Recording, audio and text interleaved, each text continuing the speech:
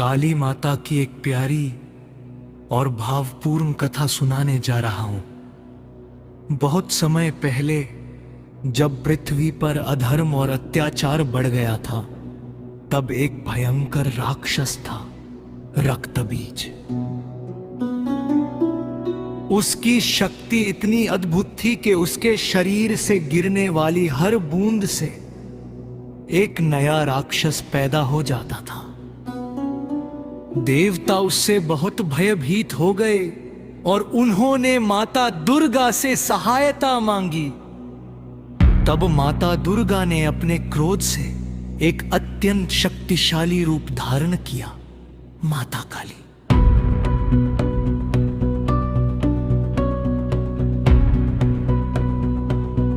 काली माता का रूप बहुत भयानक था। काले रंग का शरीर, गले में खोपड़ियों की माला और हाथ में तलवार। उनकी आंखों में अग्नि की ज्वाला जल रही थी। जब काली माता युद्ध भूमि में उतरी तो उन्होंने राक्षसों का संहार शुरू कर दिया। लेकिन जब भी वे रक्तबीज को घायल करती, उसकी हर बूंद से नए राक्षस पैदा हो जाते। ये देखकर काली माता ने एक अद्भुत उपाय सोचा।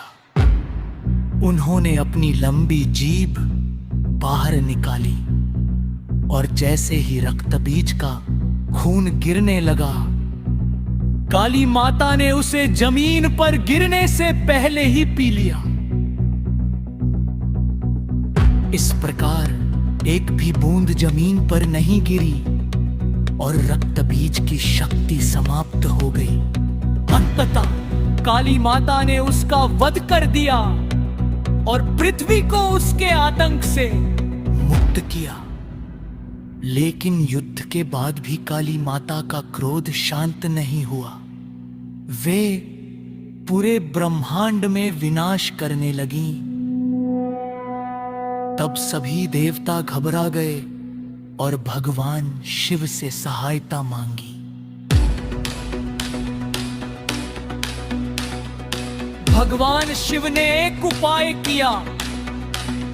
वे काली माता के सामने जमीन पर लेट गए।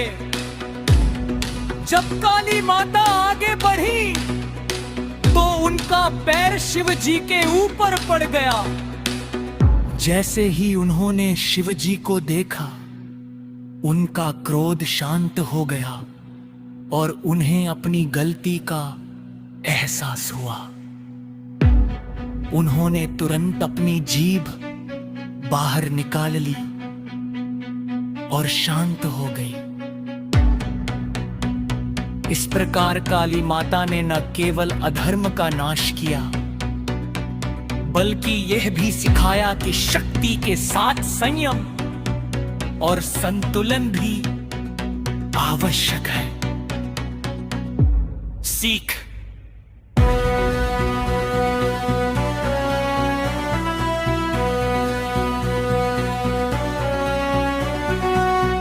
ये कथा हमें सिखाती है कि बुराई कितनी भी शक्तिशाली क्यों न हो, सच्चाई और शक्ति मिलकर उसे हर सकती है।